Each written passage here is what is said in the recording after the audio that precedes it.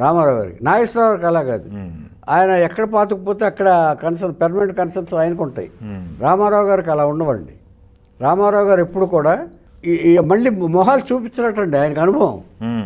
ఒక cinema flop అయితే మళ్ళీ దగ్గరికి వచ్చి, ఇప్పుడు రిలేషన్షిప్కిను సక్సెస్కి సంబంధం ఏముంది?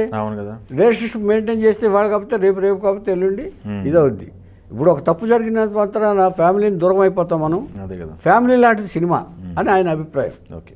అంచేత వీళ్ళని ఎప్పుడు కూడా స్పేర్ చేయకూడదని అనుకునేవాడు ఆయన, రామారావు గారు. ఆయన అభిప్రాయం. తర్వాత ఒకసారి విఎంసి దొరస్వామిరాజు గారు ఇలాంటి ఇన్సిడెంట్ జరిగింది. అప్పుడు దొరస్వామిరాజు గారు ఈయన సినిమా డిస్ట్రిబ్యూట్ చేశాడు, ఏదో ఒక సినిమా.